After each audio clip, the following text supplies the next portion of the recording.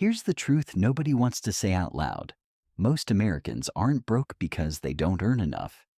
They're broke because 5 completely normal decisions are quietly draining their wealth, and not one of them feels like a mistake when you make it. If you've ever looked at your bank account at the end of the month and thought, where did it all go? This video is the answer. And by the time it's over, you're going to see money in a way you can't unsee. If you're new here, subscribe right now.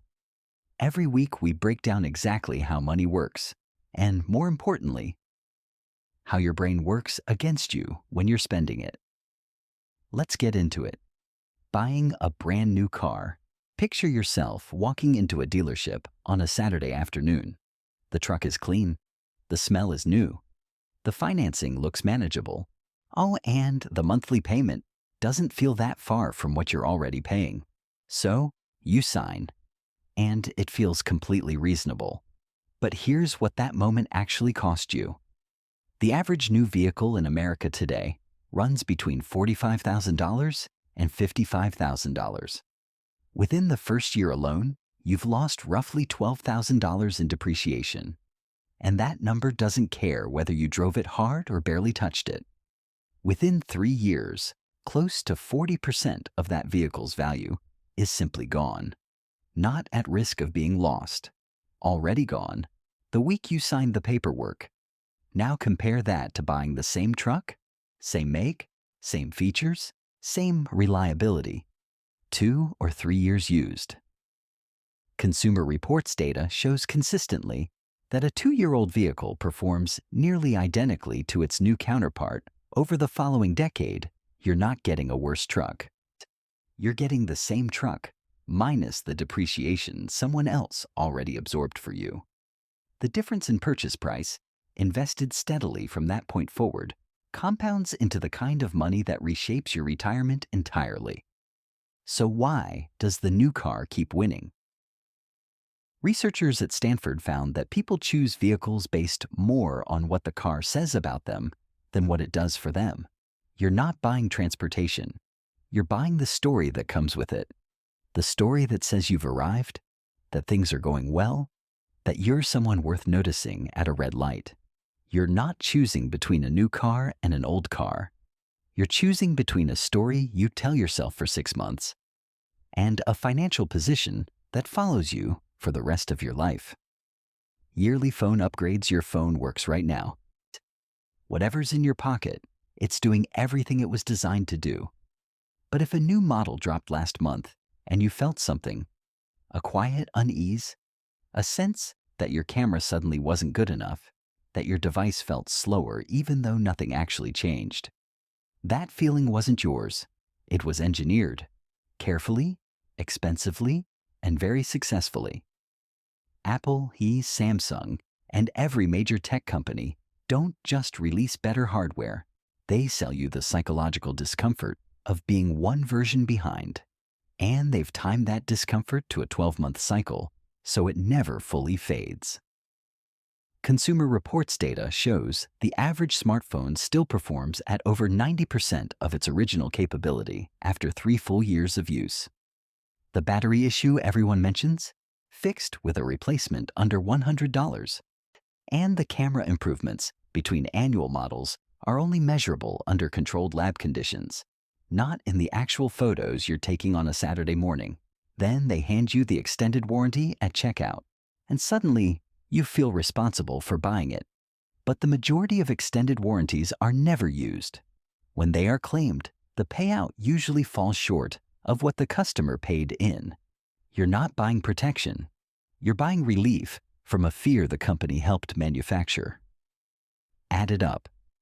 Annual upgrades plus warranties year after year costs the average American between $1,000 and $1,500 every single year. Not for meaningfully better technology, for the feeling of being current. One recurring emotional purchase dressed up as a practical decision, automatically repeating every 12 months until someone stops and does the math. Full-priced clothes and one-time event outfits. There's probably something sitting in your closet right now that you bought with completely good intentions and have worn once, maybe twice, possibly never. This doesn't feel like a financial mistake when it happens because it isn't really a financial decision at all. It's an act of imagination. When you buy clothing, especially at full price, especially for a specific occasion, you're not shopping for who you are today. You're shopping for a slightly better version of yourself. Someone who goes to more events, has more reasons to dress up, lives a life that requires a fuller wardrobe. Harvard Business School research found that people consistently overestimate how much their future self will actually want what their present self is excited about right now. You're not buying the blazer. You're buying a story about who you're becoming. And then that version of you, the one with all those occasions, doesn't quite show up. Then there's the category that makes this worse: one-event outfits. Your coworker is getting married in October. You spend $280 on something you'll wear for 5 hours. It looked great. You felt great. And then it goes into the back of your closet next to 2 other items from 2 other occasions, and it stays there. Research from Northwestern University found that the emotional peak of a clothing purchase happens at the moment you buy it, not when you wear it. Your brain delivered its reward at the checkout counter. Everything after that was already diminishing returns. The fashion industry has built its entire business model around this timing. Create urgency around trends that expire in 90 days, and the next purchase always feels necessary. Renting for one-time events, building a smaller versatile wardrobe, choosing quality over volume. None of this means dressing worse. It means spending on your actual life instead of an imagined one. Luxury. Vacations. A 2023 Bankrate survey found that more than 1 in 3 Americans went into some form of debt for their most recent vacation. Credit cards, buy now, pay later plans, emergency funds that were supposed to be untouchable. More than 1/3 of the country paying interest on photographs. Now here's why this keeps happening, even when people know better. Research from Nobel laureate Daniel Kahneman found that how you remember an experience is shaped almost entirely by 2 moments: the peak of it and the ending of it. Not the price tag, not whether the hotel had marble floors or laminate ones, the highlight and the goodbye. That's what sticks. Which means a 4-day all-inclusive resort and a long weekend at a cabin can create memories that are nearly identical 12 months later. Your brain remembers the moment you finally exhaled and relaxed, the last night, the feeling of having genuinely stepped away. It does not remember the $400 per night rate that put $1,800 on a card you're still paying off in February. Social media has made this worse. Columbia Business School researchers found that when people plan to share a trip online, they spend an average of 32% more, choosing experiences based on how they'll look in a photo rather than how they'll actually feel. You're not overspending on a vacation. You're overspending on a highlight reel that 200 people will scroll past in 3 seconds. The same experience at 60% of the cost creates the same memory. The $2,000 you didn't spend, invested consistently, multiplies every year you don't touch it. You're not giving up the vacation. You're giving up the performance of it. Compounding. Not one of these habits feels dangerous. That's the whole point. That's the entire mechanism. The new truck? Reasonable. The phone upgrade? Responsible even. The dress for the October wedding? Obviously necessary. The resort on the card? You only live once, right? Every single one of these decisions looks completely defensible in the moment, and your brain is designed to keep it that way. A study from the University of Chicago found that people underestimate their small recurring expenses by 40 to 60% when guessing annual totals. Not because they're careless, because the brain evaluates each purchase as a single isolated event. But your financial life is not a series of isolated events. It's a compounding system. Every dollar that doesn't get invested today doesn't just sit at 0. It fails to grow into everything it could have become. Stack all 5 together across a working lifetime, And the number is staggering. None of it catastrophic on its own. All of it devastating when you place it beside what disciplined, consistent investing in that same window actually produces. The gap isn't about income.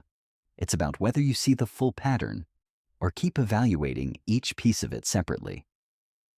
What actually changes this? Not willpower. The American Psychological Association's research shows self-control-based approaches to financial behavior fail about 85% of the time, the same rate as willpower-based diets. By Thursday evening, when you're tired and the impulse is right there, the willpower approach has already lost. What works is systems. Decisions you make once that replace hundreds of reactive decisions you'd otherwise make every year. Automate your savings before your paycheck reaches your spending account. Build a 48-hour waiting period into every non-essential purchase over $50. Define a capsule wardrobe and stop shopping outside of it. Book vacations based on how you'll feel about them 6 months later, not how they'll look the week after. Hold your current phone until its performance actually declines, not until a marketing campaign makes you feel like it has. None of these are sacrifices. They're one-time decisions that quietly redirect thousands of dollars a year toward a future you're actually building instead of one you keep putting off. These 5 habits don't work because people are irresponsible. They work because they exploit how every human brain processes money. You overvalue what's in front of you right now. You underestimate costs that arrive in small, regular increments. And you evaluate every purchase in isolation instead of as one transaction inside a lifelong compounding system. Those aren't character flaws. They're features of a brain built for a different world. But you're living in a world where the most consequential financial decisions you'll ever make happen in quiet, ordinary moments. A dealership on a Saturday, a checkout screen at 11 p.m., a travel tab in your browser. Each one dressed up to feel completely routine. Once you see the pattern, it doesn't go away. So drop in the comments which one of these 5 hit closest to home. The car, the phone, the clothes, the vacation, or just the overall pattern of underestimating how it all adds up. Be honest, because the comment that gets the most agreement might surprise you, and if this video shifted something for you, subscribe right now. Every week we go deeper into the psychology behind money. Not just what to do, but why your brain fights you when you try to do it.